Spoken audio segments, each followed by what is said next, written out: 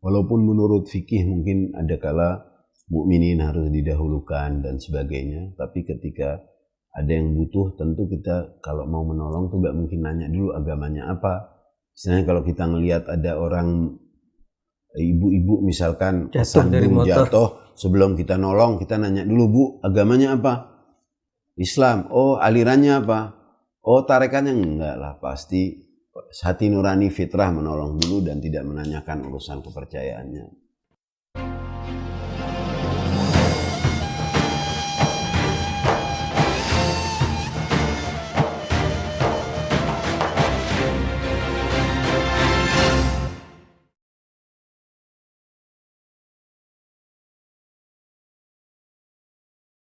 Bismillahirrahmanirrahim. Assalamualaikum warahmatullahi wabarakatuh. Waalaikumsalam. Mukminin, mukminat dan mustadhafin, Ramadan ini adalah bulan berbagi. Kita lihat di mana-mana orang berbagi. Di masjid orang membagikan bukber, di jalan orang membagikan takjil. Nah, fenomena berbagi ini kita saksikan di Indonesia luar biasa. Oleh karena itu kita akan berbincang dengan Habib Syahdu tentang berbagi. Ya, Assalamualaikum Habib. Waalaikumsalam warahmatullahi. Indonesia termasuk negara yang sangat dermawan, sangat memperhatikan orang-orang yang membutuhkan. Nah, puasa adalah saat di mana orang kemudian banyak berbagi, membantu orang lain dalam hal mungkin makan, berbuka dan lain sebagainya. Nah, apa yang mungkin bisa antum sampaikan sekaitan dengan hal berbagi ini? Ya, khususnya di bulan Ramadan ya, baik di Indonesia ataupun di banyak negara-negara Islam yang dihuni oleh kaum muslimin, banyak memang bisa dikatakan berlomba untuk berbagi. Kebetulan saya pekan lalu dari umrah di Mekah, di Madinah itu Ramadan sangat luar biasa.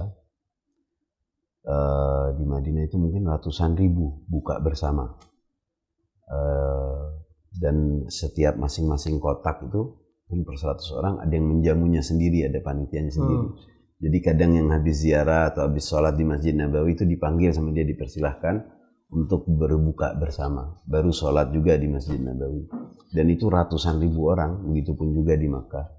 Di negara-negara lain juga. Di Indonesia di banyak masjid, di banyak acara juga ya. Acara buka bersama, insyaAllah.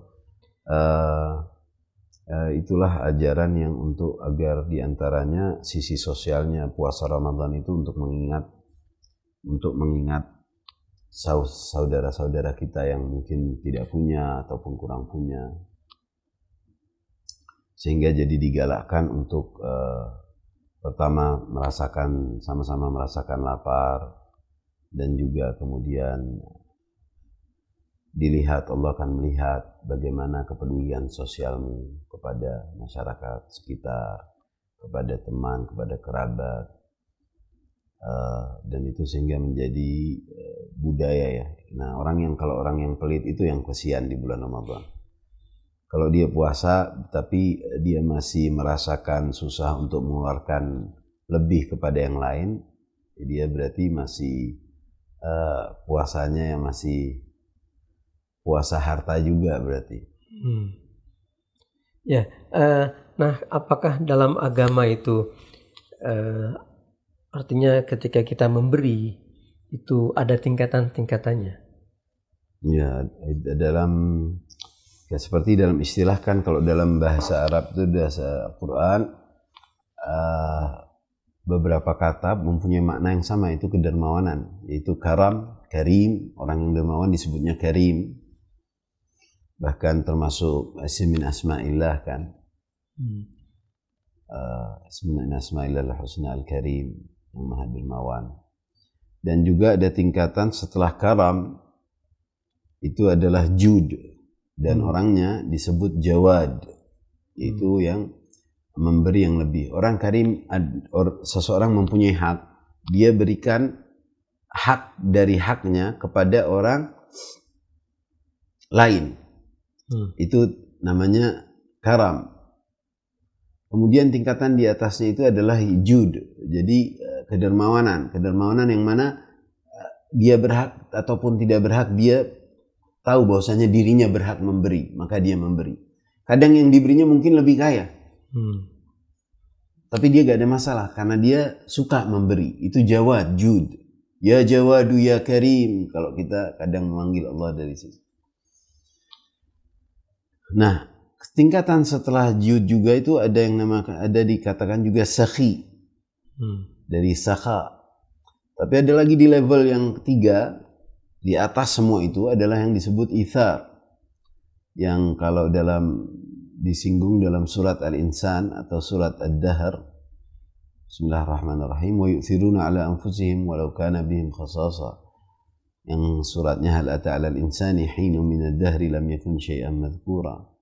Jadi mengisahkan dari awal-awal ayat itu peristiwa di mana Sayyidah Fatimah Az-Zahra, putri Rasulullah, bersama Sayyidina Ali, bersama Sayyidina Hasan dan Sayyidina Husain di rumahnya saat itu puasa. Di saat pertama, di hari pertama saat mau buka, tahu-tahu ada yang mengetuk pintu. Yatiman wa asira, ya. Yang pertama orang tidak punya, mereka semua memberi makanannya masing-masing.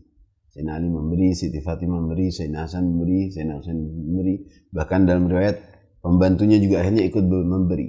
Sehingga mereka tidak buka kecuali hanya dengan air di hari pertama. Hari kedua bagi anak yatim, hal itu dilakukan lagi, mereka memberi apa yang mereka mau makan untuk buka. Jadi diberikan, ini hal yang buka. Ini namanya ithar.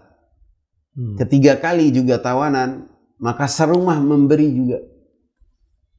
Kemudian innama nut'imukum liwajhillah la nuridu minkum jazaan wala syukura. Kami memberi kalian untuk meraih keridhaan Allah, untuk mendapat wajah Allah. Kami tidak menginginkan jazaan wala syukura. Sehingga dalam ayat itu dibilang yu'thiruna ala anfusihim. Nah, ithar di sini itu bahkan berkorban demi yang lain. Seperti ini mereka serumah, mungkin yang minta itu cukup dengan apa yang ada yang diberikan oleh Sayyidina Ali dan Sayyidah Fatimah, tapi si anak melihat orang tuanya memberi, Sayyidina Hasan dan Sayyidina Husain yang masih muda ikut memberi.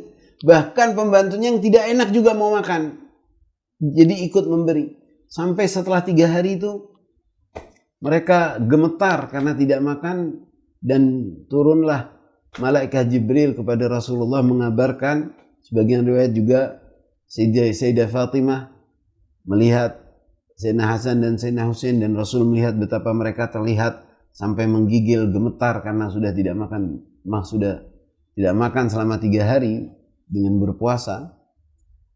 Maka Rasulullah masuk ke rumahnya lalu berdoa, dan dalam riwayat turun hidangan dari langit, turun hidangan dari surga, dan turun juga surat Ad-Dahr, itu surat Al-Insan. Jadi dari karam, jud, juga ada ithar. Ithar yaitu yang sampai mengorbankan, walau bagi dianya tidak punya, tapi dia mendahulukan yang lain. Saya punya uang 25 juta, ada orang perlu untuk tempat tinggal bersama keluarganya, saya ada tempat tinggal, dia tidak ada, dia berikan ini semua, padahal dia butuh itu dana. Itu juga ithar. Ya, jadi mungkin kosakata dalam bahasa Indonesia kurang. Ya, jadi ada bahasa Al-Quran. hanya ada dermawan saja. Ya, padahal itu ada tingkatan-tingkatannya. Ya, kalau kita lihat dari tadi antum membagi tingkatan kedermawanan ini dalam sudut pandang bahasa Arab dan mungkin dalam pandangan kacamata Al-Quran. Nah, itu juga Nabi Ibrahim alaihissalam itu juga termasuk nabi yang dikenal dengan nabi yang dermawan. Nah, mungkin antum bisa menceritakan tentang kisah Nabi Ibrahim alaihissalam. Masya Allah, biasa. Di antaranya kita suka baca katanya beliau kalau mau makan tidak suka makan sendiri, harus mengajak orang lain untuk makan. Nah, ada satu kisah menarik sekali. Satu saat beliau mencari orang, kalau nggak salah sepertinya dalam perjalanan. Katanya kalau bahkan di rumahnya itu sebelum makan nyari orang, kalau nggak ada tamu dia nyari orang yang tamu untuk diajak makan bersama. Nah ini satu waktu dalam perjalanan dia tidak melihat ada orang. Dan beliau saat itu mau masak. Sampai ngelihat ada seorang orang gurun, seorang badui.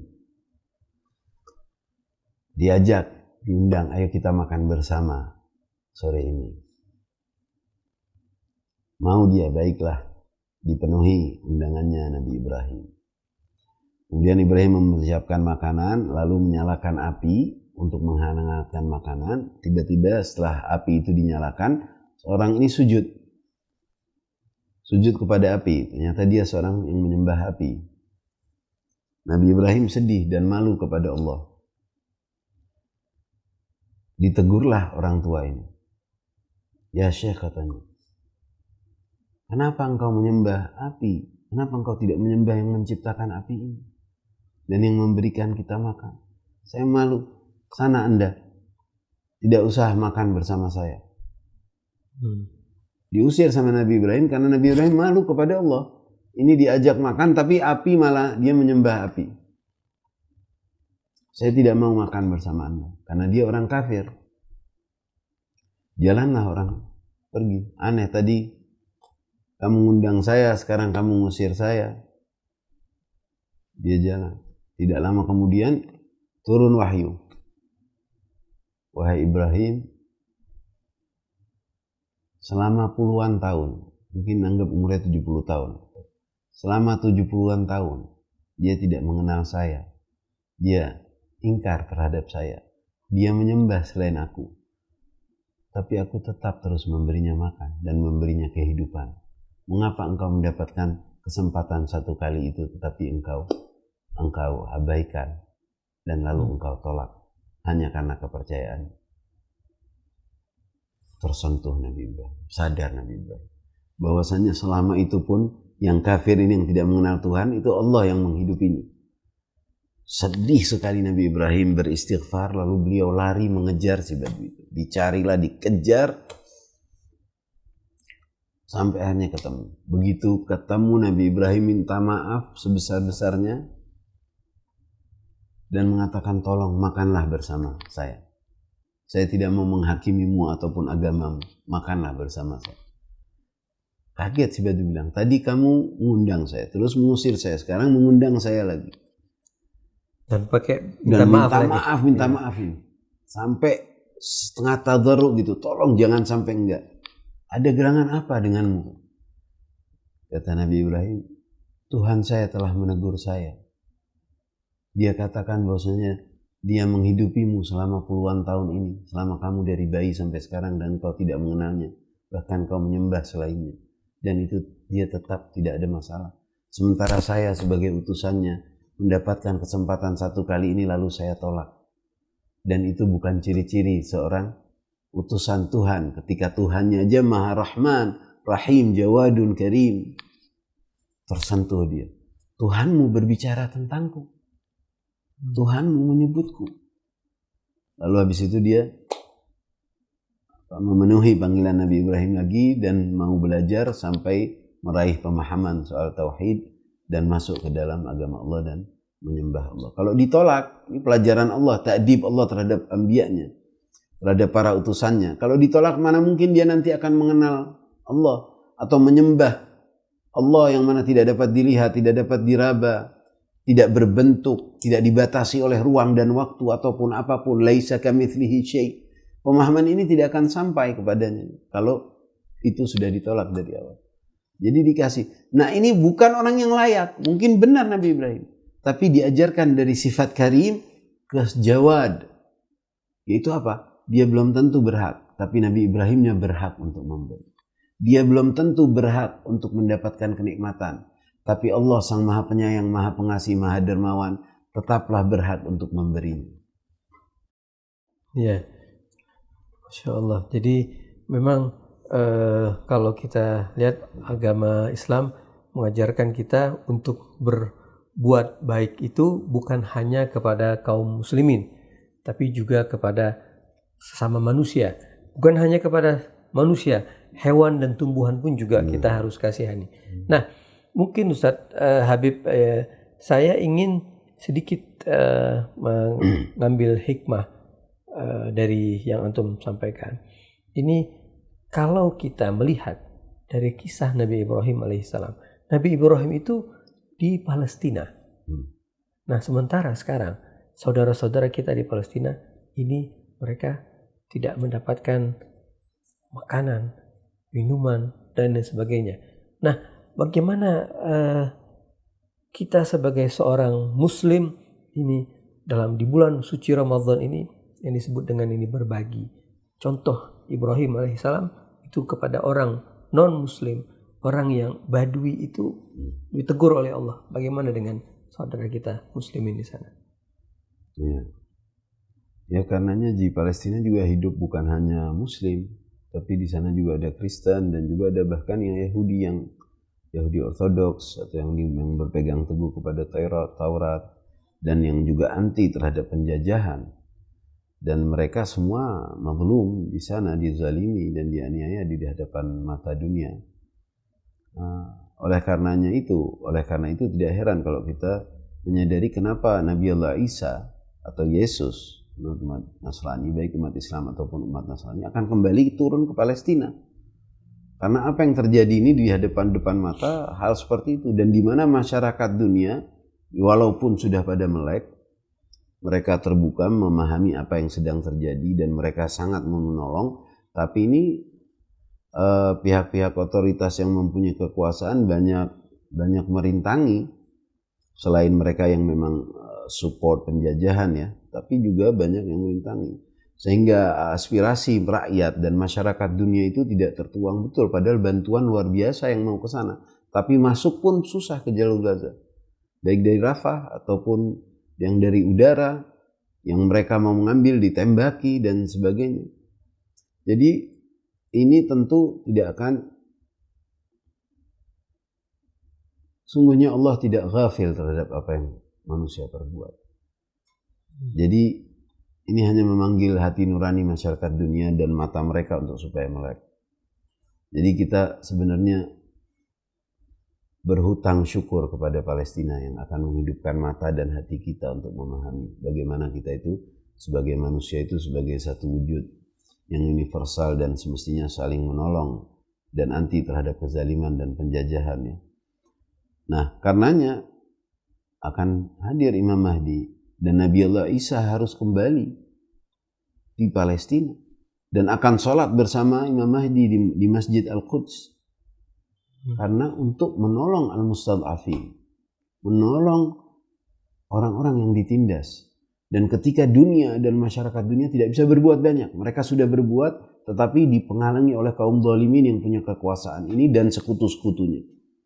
Jadi itulah kenapa Muslimin dan Nasrani harus tahu sang juru selamatnya harus datang, dan kita tahu persis sesuai riwayat ayat bahwasanya akan kembali ke Palestina, dan di hadapan mata kita apa yang sedang terjadi sekarang. Sebegitu parahnya sudah. Sampai lintas agama, Muslim, non-Muslim, lintas ras, lintas agama, lintas bahasa, semua mengetahui bahwasanya apa yang terjadi di sana adalah suatu kezaliman terhadap rakyat Palestina dan khususnya Gaza. Dan insyaallah ya Rabb, Allah menolong mereka ya Allah dan mengangkat segala kesusahan dari mereka, wa farij anhum farajan ajilan qariba. Ya, jadi Ustaz, bahwa Ramadan ini mengajarkan kita untuk berbagi. Nah, untuk berbagi, agama Islam tidak membatasi kita hanya kepada kaum muslimin saja, tapi juga kepada non-muslimin. Karena tadi berangkat dari kisah Nabi Ibrahim alaihissalam, bagaimana Allah kemudian menegur Nabi Ibrahim karena melihat bahwa ini orang bukan muslim, ya, bukan beriman kepada Allah Subhanahu wa taala. Nah, mudah-mudahan dengan uraian-uraian antum ini masyarakat Indonesia hatinya terketuk untuk juga berbagi, untuk juga kemudian menolong bukan hanya kepada kaum muslimin tapi juga kepada selain siapapun muslimin. yang butuh. Walaupun menurut fikih mungkin ada kala mukminin harus didahulukan dan sebagainya, tapi ketika ada yang butuh, tentu kita kalau mau menolong tuh nggak mungkin nanya dulu agamanya apa. Misalnya kalau kita ngelihat ada orang ibu-ibu misalkan tersandung jatuh, sebelum kita nolong kita nanya dulu, Bu, agamanya apa? Islam. Oh, alirannya apa? Oh, tarekannya enggak lah, pasti hati nurani fitrah menolong dulu dan tidak menanyakan urusan kepercayaannya. Ya, terima kasih Habib Syahdu. Ya. Mukminin mukminat dan mustadhafin, Ramadan ini mengajarkan dan mengetuk hati kita. Apakah hati kita kembali kotor atau menjadi suci? Ketika hati kita, hati yang suci itu dikotori dengan maksiat, maka Ramadan adalah saatnya kita membersihkan hati kita. Nah, ketika hati kita sudah bersih, maka kita pasti akan menolong orang yang membutuhkan pertolongan. Ramadan mengajarkan kita untuk berbagi. Maka jagalah hati ini untuk tetap suci, untuk tetap bersih dengan berbagi. Terima kasih. Wassalamualaikum warahmatullahi wabarakatuh.